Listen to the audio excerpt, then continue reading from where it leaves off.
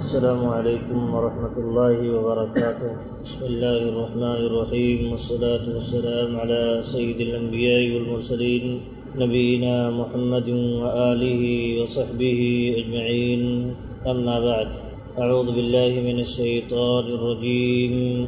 وَإِذْ أَخَذْنَا مِيثَاقَ بَنِي إِسْرَائِيلَ لَا تَعْبُدُونَ إِلَّا اللَّهَ وَبِالْوَالِدَيْنِ إِحْسَانًا وَذِي الْقُرْبَى وَالْيَتَامَى وَالْمَسَاكِينِ وَقُولُوا لِلنَّاسِ حُسْنًا وَأَقِيمُوا الصَّلَاةَ وَآتُوا الزَّكَاةَ ثُمَّ تَوَلَّيْتُمْ إِلَّا قَلِيلًا مِّنكُمْ وَأَنتُمْ مُعْرِضُونَ۔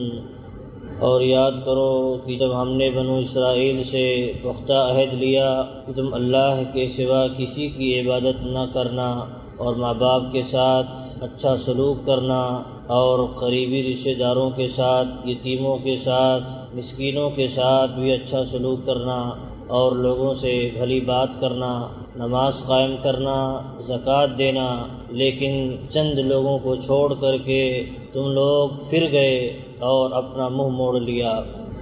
اللہ رب العالمین نے ان آیات میں جن چیزوں کا حکم دیا ہے، یہی حکم ایک حدیث میں بھی اللہ کے نبی صلی اللہ علیہ وسلم نے حکم دیا ہے۔ ایک صحابی نے پوچھا، اے اللہ کے رسول صلی اللہ علیہ وسلم، اخبرنی بعمل یدخلنی الجنہ، ایسے عمل کے بارے میں ہمیں بتلا دیجئے کہ اس کی بنیاد پر ہم جنت میں داخل ہو سکیں۔ اللہ کے نبی صلی اللہ علیہ وسلم نے انہیں نصیحت کی، لیکن یہ سوال سن کر کے جو صحابہ کرام بیٹھے ہوئے تھے بڑا تعجب کیا کہ یہ بڑا اہم سوال کر رہے ہیں۔ اللہ کے نبی صلی اللہ علیہ وسلم نے بیان فرمایا کہ جی ہاں، اہم سوال ہے، اور اس کا جواب یہ ہے کہ تعبد اللہ ولا تشرک بہ شیئا۔ تو نصیحت چاہتا ہے اور یہ چاہتا ہے کہ ایسے اعمال بتلا دیجئے جن کی بنیاد پر جنت مل سکے۔ تو دیکھو، تم اللہ کی عبادت کرو اور اللہ کے ساتھ کسی کو شریک نہ کرو۔ وتقیموا الصلاۃ، تم نماز قائم کرو اور زکوٰۃ ادا کرو۔ وتصل الرحم، اور رشتہ داری کو نبھاؤ۔ یہاں اللہ کے نبی صلی اللہ علیہ وسلم نے صحیح بخاری کی حدیث میں بھی وہی چیزیں ذکر کی ہیں جو اس آیت کے اندر ذکر ہے۔ تو ہاں، اللہ کے نبی صلی اللہ علیہ وسلم نے ان اعمال کو جنت میں داخل ہونے والے اعمال قرار دیا ہے۔ یہاں آپ دیکھیں، والدین کے بعد، والدین کے ساتھ احسان کرنے کے بعد اللہ رب العالمین نے ذکر کیا ہے کہ وذی القربیٰ، کہ قریبی رشتہ داروں کے ساتھ بھی احسان کیا جائے۔ تو قریبی رشتہ دار میں ماں باپ بھی شامل ہیں۔ الگ سے اللہ رب العالمین نے ماں باپ کا کیوں ذکر کیا ہے؟ اس لیے ذکر کیا ہے کیونکہ انسان کا عقل بڑا کمزور ہوتا ہے۔ اگر ڈیٹیل تفصیل نہ ہو تو اپنے منمانی جو سمجھ پاتا ہے وہ چیز سمجھتا ہے، اور باقی چیزوں کو جو اس کے نفس کے مطابق نہیں ہوتا ہے چھوڑ دیتا ہے۔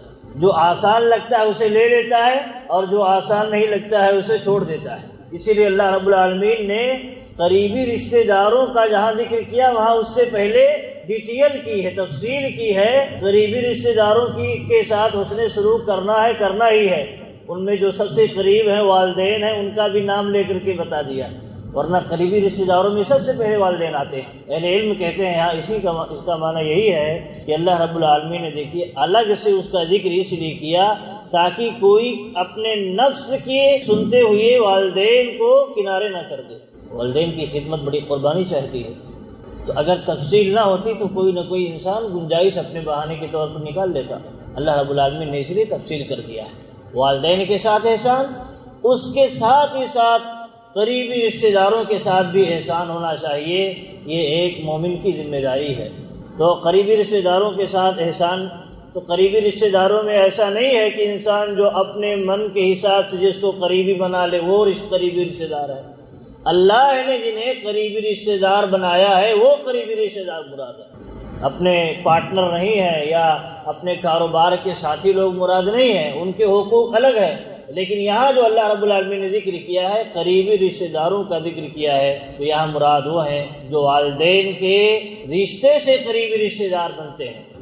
والد صاحب ہیں، ان کے والد صاحب یعنی دادا، اور ان کے لڑکے یعنی ہمارے بھائی بہن، یہ سارے چیزیں یہ سارے رشتے قریبی رشتے داروں میں آتے ہیں. چچا ہیں یہ بھی قریبی رشتے داروں میں آتے ہیں. ایسے ہی ماں کے ذریعے سے خالہ ہیں اور اسی طرح ماما ہیں. اس طرح جو ماں کے ذریعے جو رشتے آتے ہیں، نانی کا رشتہ ہے، یہ قریبی رشتے داروں میں سے آتا ہے. ان کے ساتھ خصوصی رشتہ داری نبھانے کا اللہ رب العالمین نے حکم دیا ہے.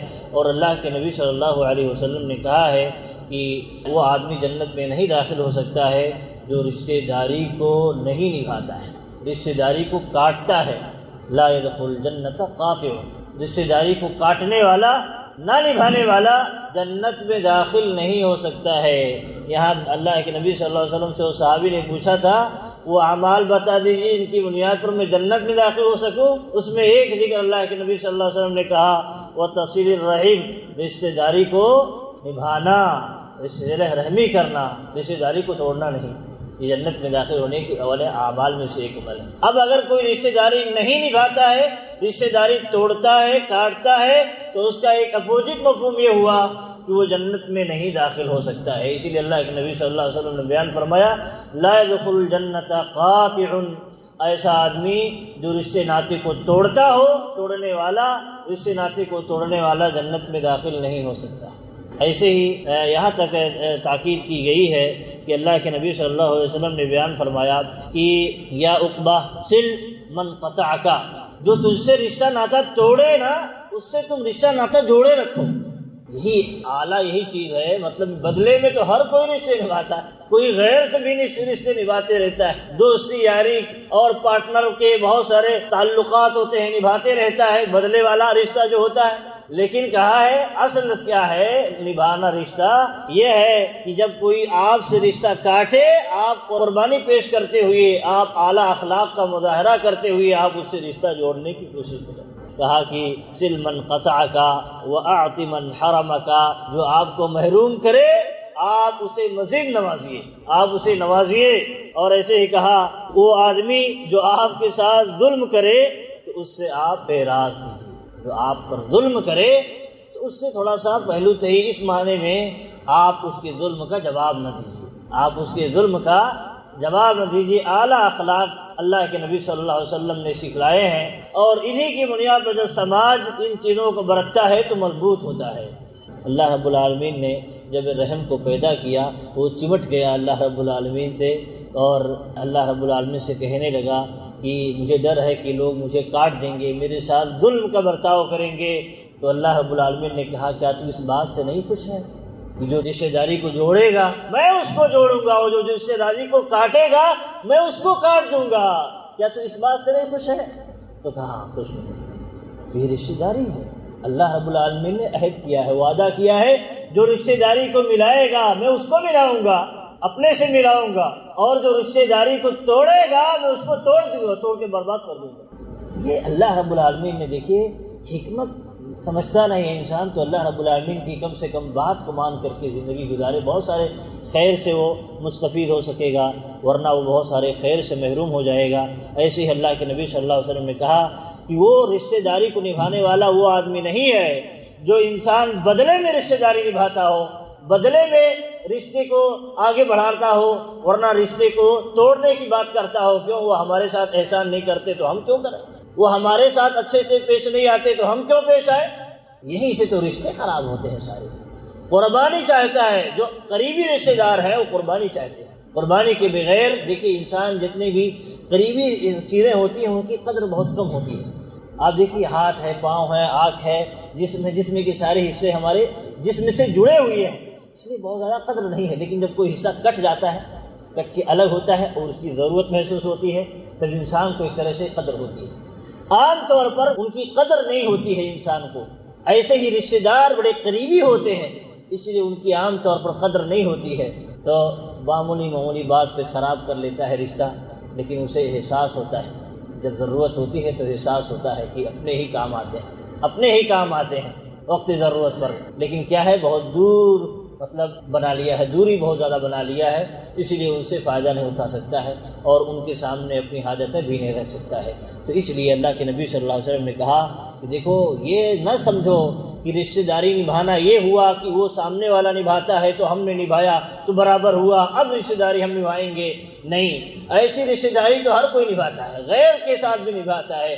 کہا یہ رشتہ داری نبھانا نہیں ہے کہ بدلے میں انسان رشتہ داری نبھائے، بلکہ رشتہ داری نبھانا اصل یہ ہے، اصل رشتہ داری نبھانا یہ ہے کہ کیونکہ رشتہ داری قربانی چاہتی ہے، تو کہا اصل رشتہ داری یہ ہے نبھانا کہ سامنے والا آپ سے رشتہ کاٹنا چاہے، توڑنا چاہے اور آپ ملانے کی کوشش کریں، آپ ملانے کی کوشش کریں، یہ ہے اصل صلہ رحمی، یہ ہے اصل رشتے کو جوڑنا، ورنہ بدلے میں تو ہر کوئی رشتہ جوڑتا ہے۔ تو یہ رشتہ داری کے متعلق چند باتیں ہیں اور اسے ہمیں برتنے کی ضرورت ہے، سماج میں اس کی بہت ضرورت ہے اور جنت میں جانے کے لیے بھی اس کی ضرورت ہے، اور بڑا مفید یہ رشتہ ہے اور بڑے مفید یہ چیزیں ہیں، ہمیں سمجھنے کی ضرورت ہے۔ اللہ رب العالمین سے دعا ہے کہ ہمیں اللہ رب العالمین ہی کی عبادت کی توفیق دے اور اس کے ساتھ کسی کو شریک کرنے سے بچائے، اور والدین کے ساتھ اس نے سلوک، قریبی رشتہ داروں کے ساتھ اس نے سلوک کہ اللہ رب العالمین ہمیں توفیق دے، آمین۔ وصلی اللہ علی نبینا محمد و آلہ وصحبہ اجمعین۔